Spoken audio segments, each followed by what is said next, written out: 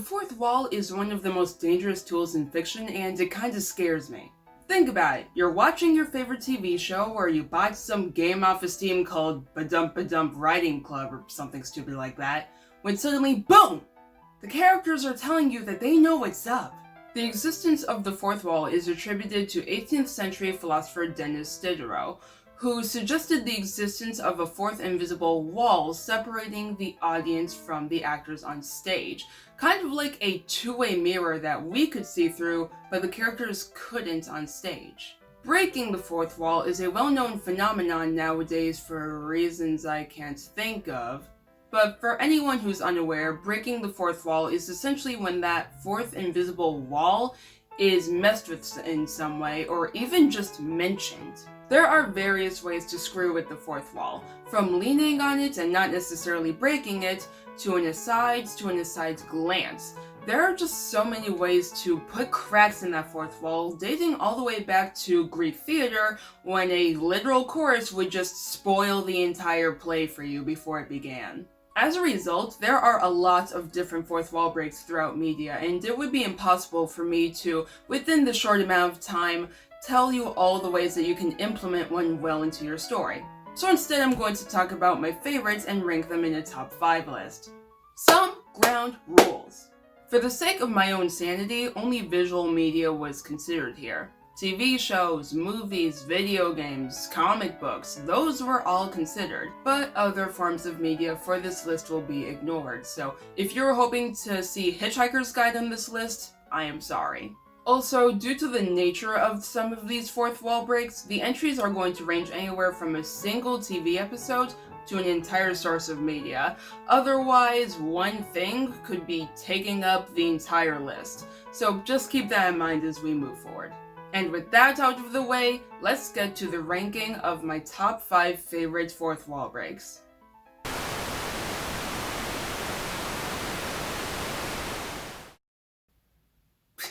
God help me, this is just a funny episode. No matter where you stand on Supernatural, whether you love it or hate it, if you watched it, you can at least agree with me that the longer it aired, the weirder it got. And it doesn't get much weirder than a season 6 episode where Sam and Dean crash into an alternate reality where they learn that their lives are a TV show. Having essentially body snatched the bodies of their real-life actors Jensen Ackles and Jared Padalecki, Sam and Dean have to find a way back to their own reality, while simultaneously not coming across as weird to any of the crew, which they fail at. Miserably. Also, can I just mention that the best moment from this episode, hands down, is when Misha switches from his Castiel voice to his normal voice. With those weapons, I have a chance to rally my forces. You guys, you really punked me. It's just the most beautiful sense of whiplash in the world. The French Mistake is just 40 minutes of pure hilarity. It's a good, solid, funny episode. And then the plot kicks back on. These boys can never get a break, can they?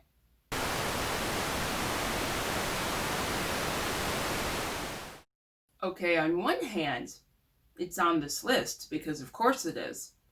On the other hand, it's very low on the list. Please don't kill me. If you're wondering if I'm talking about the movie or the character, yes. Ever since Joe Kelly introduced the idea of this once semi-serious villainous character becoming a fourth wall breaking master, and then Christopher Priest did what Christopher Priest always does, improve on the idea, Deadpool has become the poster asshole for fourth wall breaking moments. There's really not much you can say about Wade Wilson that someone else hasn't already said. While he doesn't tend to screw around with the rules of reality as much as you'd expect him to be, considering he has his fourth wall breaking powers because he's insane, it's still fun to watch him when he does decide to actually use those powers to his advantage. I mean, what are you supposed to say about a character who's, on record, altered his own opening credits, Deus Ex Machina'd his girlfriend back to life, tried to kill Santa Claus, endlessly tormented multiple YouTubers, reacted to another fourth wall breaker by taking over her comic for a minute, and managed, though against his will, to kill the Marvel Universe. Twice. There's really nothing left to say. Deadpool is just a delight of a character. You know if you like him or hate him, and I just personally love to watch his crazy antics.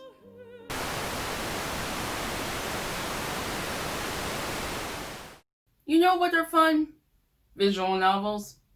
As an avid reader myself, the idea that there's an entire subgenre of games that's just purely focused on story and very little gameplay is absolute paradise.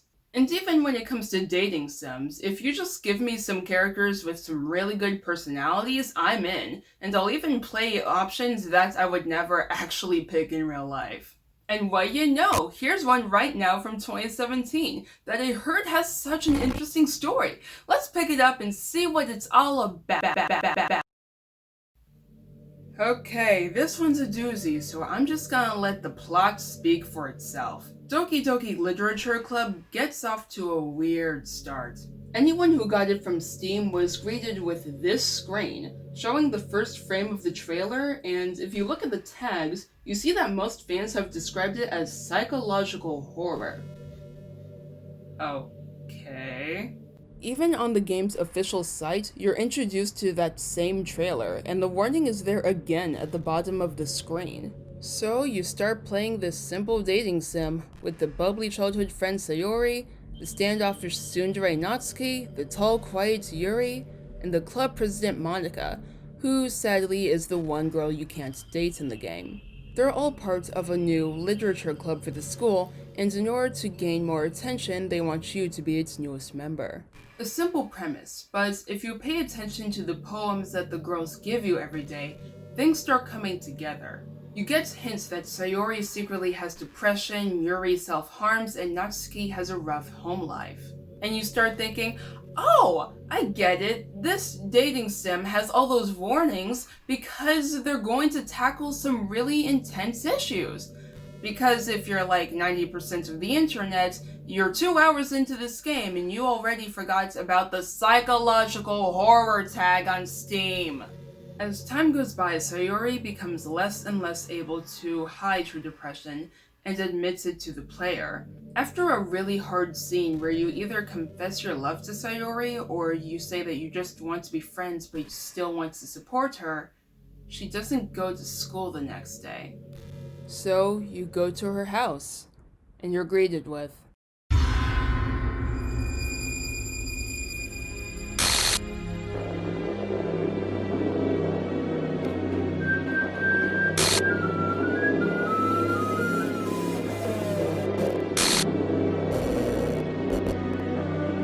see this text here? If you actually go and find that source code for the game, you find this message. And then the game resets, and everything is clearly wrong. The game glitches out, unable to go on without Sayori, and rewrites itself to erase her entirely from the script. Now you're going through the same days you played again, but things are off. Yuri's behavior gets more unhinged. There are random moments when the game glitches out on Natsuki's sprites, and Monika's a bit too calm. The game completely resets, so the poems that Yuri and Natsuki give you are the exact same poems that she gives you on those first few days. But Monika's still giving you new, different poems to read. Some are even a continuation of the original poems. And for the president of the literature club, she suddenly becomes pretty okay with bashing her fellow clubmates and spilling their secrets. And excluding one moment when the game seems to be genuinely fighting her, it seems to be trying to push you towards being with her. The game almost seems to be breaking, with glitches coming in and out at random moments, and Yuri becoming more and more obsessed with the main character.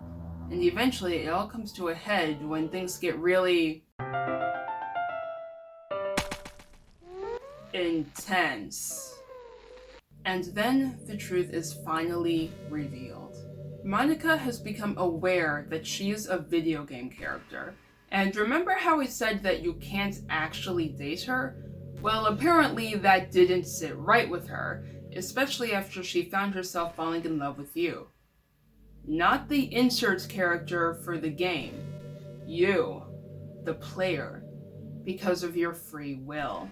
At some point, Monica learned how to hack the game itself and alter the character files, trying to increase the negative traits in other characters in order to make herself seem more likable by comparison. This is the reason why Sayuri went from having depression to straight up being suicidal, and Yuri went from awkward and bookish to antisocial and obsessed.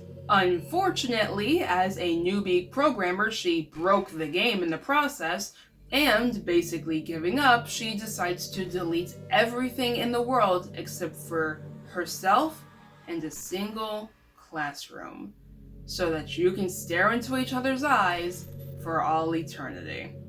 Until you delete her character file too. The game resets again, sans Monica this time, and you're able to enjoy a nice wholesome 15 minutes of the first day of the game, and then things happen, everything goes to shit, then other stuff happens to fix everything that went to shit, and the game is over. So yeah, breaking the fourth wall in order to bring some horror onto our side of the screen. It worked! The game almost feels like a sentient virus, which might be on purpose. Dan Salvado seems to have made this game to promote another game he's working on. And overall, this game will make you wary of any character who's teaching you how to use the controls for the rest of your life.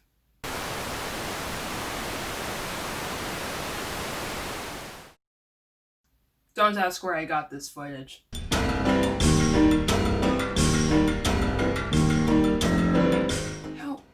How do I even begin to describe this insanity? Someone at Studio Pierrot had to pitch this anime, including the first episode, and someone greenlit it. Some are stuck between sequel series and comedic fever dream. Osamatsu-san is an anime commemorating the 80th birthday of the late Fujio Okashika, the creator of the original Osamatsu-kun manga, which ran from 1962 to 1969. Anyway, we get to the fourth wall break when the sextuplets who are the main characters, and stay with me on this one, learn that they're going to be on TV again and celebrate before realizing that their style of comedy is outdated, and decide to change the genre of Osamatsu-san to guarantee they will be popular, which results in this.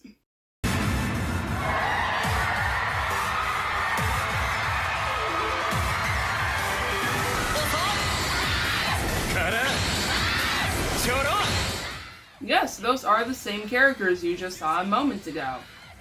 No, your brain hasn't melted. Yet.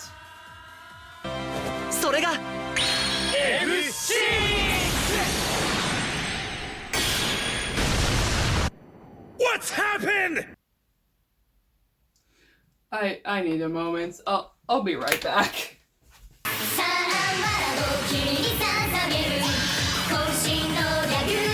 And this, everyone, is when the funny little breaks in your sanity end, and the parts that got this episode taken off of television and banned from streaming services begins. What the fuck?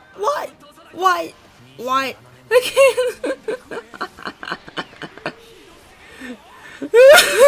So eventually the episode implodes from all of the copyrighted material that they parodied because Japan doesn't have fair use laws, so they got in trouble for it, and the sextuplets end up right at the beginning apologizing to their creator.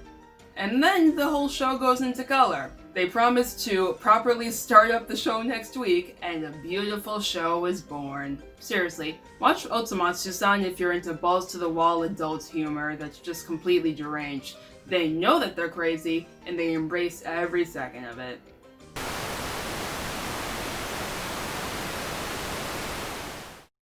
As the previous entries have shown you, there are plenty of ways to break the fourth wall. You don't just have to talk to the camera. But there's one piece of media that uses its fourth wall breaks to make me feel more immersed in its world. Not by calling to attention the fact that its world is fictional, but by making the world seem very, very real.